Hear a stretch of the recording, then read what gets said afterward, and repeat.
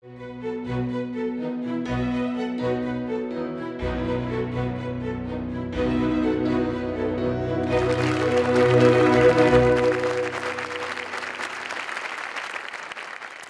I want to talk to you about something that unites all of us. And it unites all of us regardless of our race, sexual orientation, religion, or political beliefs. It's breathing. Instinctively, we know we all need to breathe to stay alive. However, what you might not realize right now is that the majority of you are restricting your breath, and it's affecting you in more ways than you might realize. I coach performers and speakers for a living. A large part of what I do is to transform people's ability to express themselves and connect with other people. One of the ways I do this is by using breathing and mindfulness in tandem. I want to talk to you today about a part of my work that has profoundly changed the way I live, perform, and interact with others. And I want to give you a no-tech life hack that you can immediately use to improve your happiness and reduce your stress.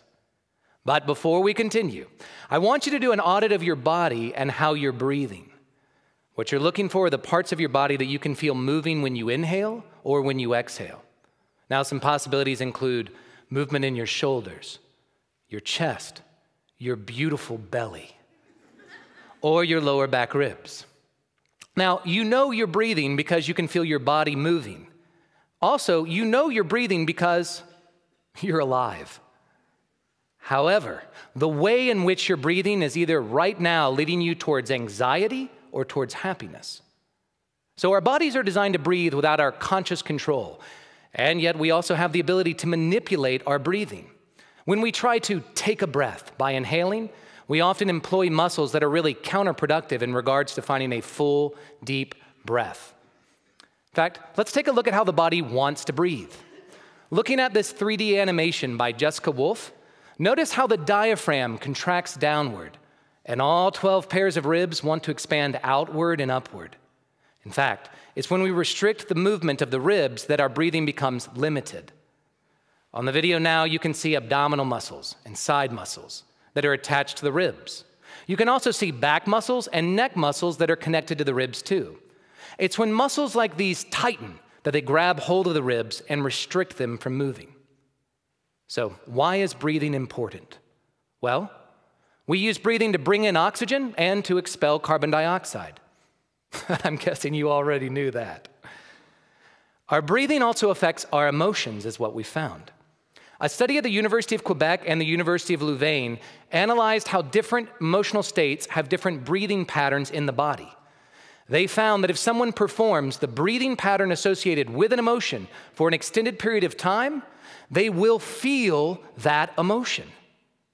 We've also found that shallow, restricted breathing is associated with our fight, flight, or freeze response.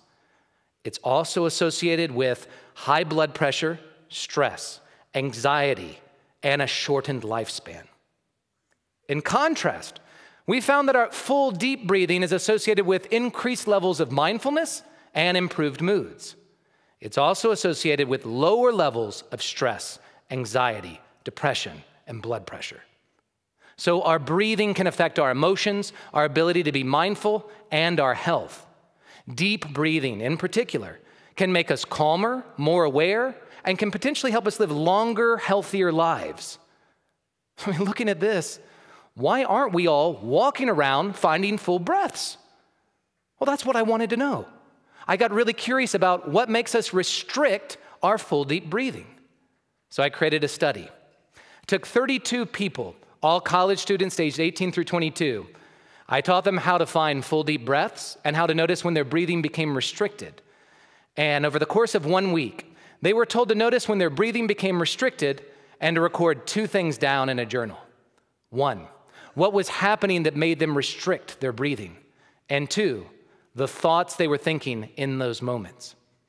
Examining the data, the reasons the participants restricted their breathing varied from being distracted by a noise, to being self-conscious about their appearance, to being suddenly aware of a surprise thought that was very important, like, I forgot to do my homework. However, The two most prominent reasons why people said they restricted their breathing were one, when they didn't want to feel something like an emotion, and two, when they were afraid they were going to be judged or rejected by a group of people or a single person. So, in an effort to inhibit feeling an unwanted feeling or to try and protect ourselves against a perceived threat, we restrict our breathing and actually move into a state of being that is in direct opposition to good health, positive moods, and being aware. Looking at this, I wanted to know, can you override restricted breathing by focusing on positive thoughts that promoted full, deep breathing? In other words, if you were to focus on gratitude in a stressful situation, would you be more likely to experience breath flow instead of breath restriction? There's some evidence that suggests that this is possible. We've learned that people who focus on gratitude and appreciation have lower levels of stress, fewer cases of depression, and better heart health, meaning that there is a direct correlation between the effects of focusing on gratitude and the effects of full deep breathing. So here's what happened. I took the 32 participants from the original study, since they all knew how to find full deep breaths and how to notice when their breathing became restricted, and I taught them how to reset their breathing, which is something I'll tell you how to do in a bit. Since the most predominant fear in the other study was the fear of being judged or rejected by another person, I created a scenario that could easily trigger these same fears. Each participant walked into a room and sat facing another person, who we will call the listener. The participant then had to tell the listener about something in their life that they were passionate about until a timer went off, which was set to 2 minutes. In addition, the listener was instructed not to show any emotion whatsoever and to never make eye contact with the participant once the timer started. The 32 students were divided into 2 groups of 16, and for the sake of simplicity, let's call them Team Exhale and Team Gratitude. Team Exhale was instructed to notice when their breathing became restricted, to immediately exhale in a non-voice sigh, to allow an inhalation through their nose, and then to continue to speak about what it was they were passionate about. Team Gratitude was told to do the exact same thing, and in addition, they were told to keep focusing on how grateful they were that they got to share what they were passionate about with the listener. They were also told to keep believing, no matter what, that the listener was really grateful to hear what they were talking about. Now, before and after the exercise, the participants documented 3 things. 1, their level of stress on a scale of 1 to 10, with 10 being highly anxious and stressed. 2, their level of awareness on a scale of 1 to 10, with 10 being very mindful, present, and aware. And 3, they journaled for 1 minute documenting the thoughts that were present in their mind. Looking at the data, this is what we find. Team Exhale, the group without the gratitude prompt, predominantly stayed in patterns of restricted breathing throughout the exercise. Team Gratitude kept shifting from patterns of full deep breathing to restricted breathing and right back to deep breathing. Looking at their level of stress after speaking, on average, Team Exhale reported a 1.5-point jump in their level of stress. Team Gratitude reported a close to 2-point drop in their level of stress. In regards to their level of awareness after speaking, on average, Team Exhale reported a close to 1.5-point decrease in awareness, and Team Gratitude reported a close to 1.5-point increase in awareness. Now, let's examine the post-exercise recorded thoughts. Team Exhale's recorded thoughts were centered on themselves, how restricted their breathing still was, and how they thought the listener was a real big jerk. Team Gratitude's thoughts were centered on how grateful they were that they had this thing in their life that they were passionate about. And they wanted to know more about the listener, especially because they thought the listener was a little socially awkward and weird. Now, notice the difference between the 2 groups' thoughts. Team Exhale's thoughts were centered on themselves, and they viewed the listener from an antagonistic perspective. Team Gratitude's thoughts were centered on things outside of themselves, and they viewed the listener from a vantage point of curiosity and empathy. So there is a power in connecting our focused thoughts of gratitude to something outside of ourselves while we allow our breath to flow. And we can use this idea of connective flow to counteract our impulses to restrict our breathing and to move into a state of being that is more conducive to good health, positive moods, and mindfulness.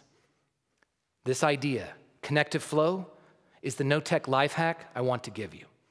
There are 5 simple steps, and it revolves around you simultaneously being connected to yourself and to someone outside of yourself. What I'll do is I'll go through each step, and after I explain each one, let's all do them together. Just remember throughout the process to keep allowing your breath to flow. Step 1, release your breath in an easy, non-voiced sigh.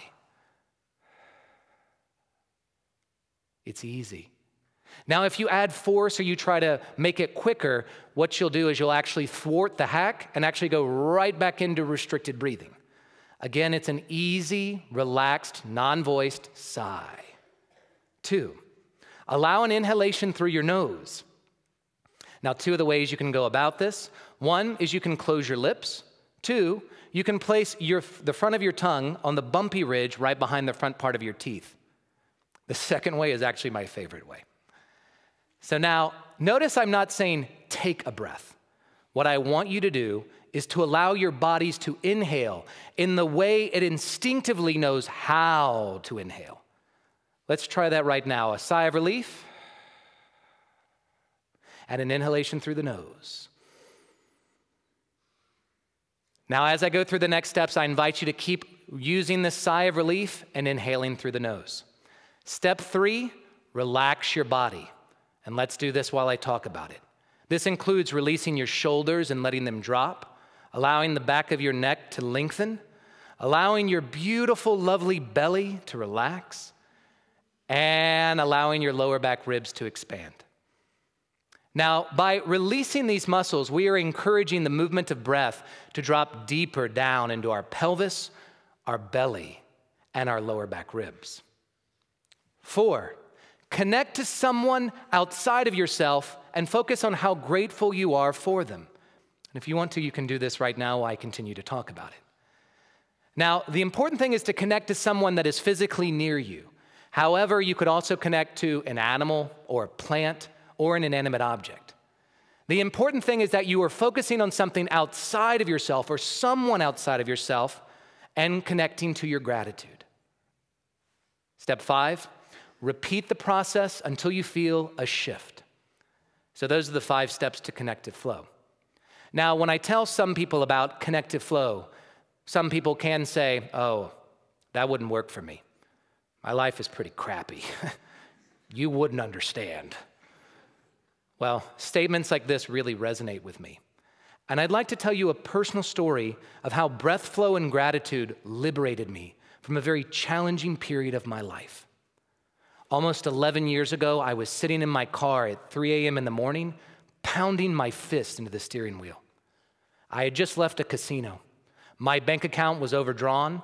I was over the limit and delinquent on 12 credit cards and lines of credit, and I had just gambled away the last bit of cash I had to my name. It was finally time to admit what I was ignoring. I am addicted to gambling.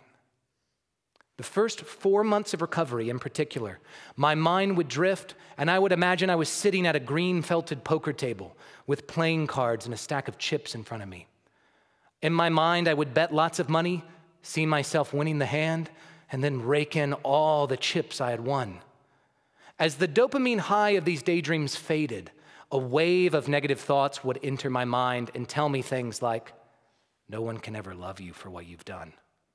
You're worthless. With thoughts like this running through my mind, I spiraled into a swamp of guilt and shame. Every once in a while, I could find dry land by releasing my breath and finding moments of full, deep breathing, but it wasn't enough. My thoughts would quickly hijack my mind and pull me right back down.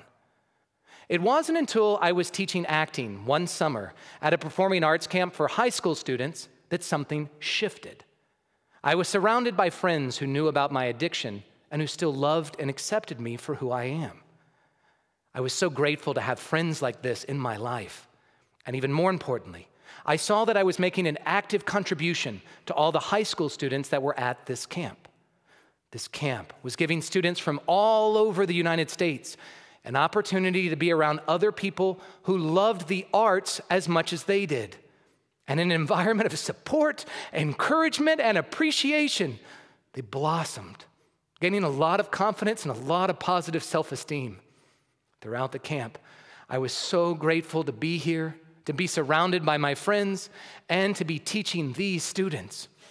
And I started realizing my negative thoughts were huddled in the shadows of my mind, and they were being kept at bay by this floodlight of grateful thoughts. Every once in a while, an unwanted thought would scurry to the front of my mind, and I would feel myself getting pulled down again. But then someone or something outside of me would get my attention. I would realize I was restricting my breath.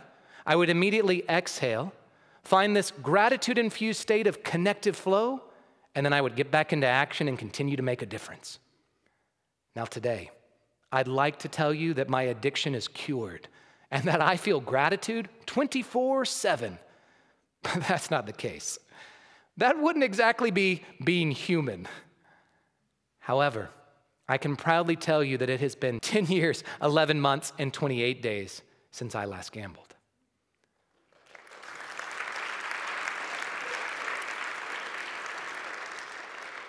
What keeps me going and keeps rescuing me from any negative thought spiral I find myself in is the continuous flow of my breath and finding gratitude everywhere I can, especially with the people who I'm interacting with at any given moment.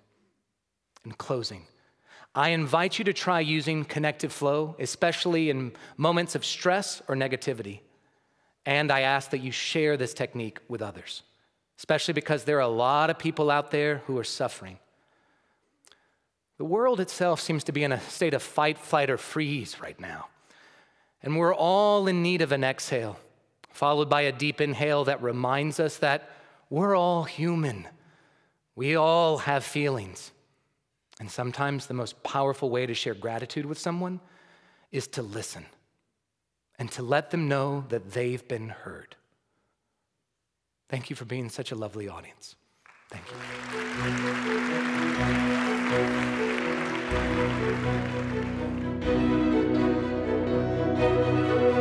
you.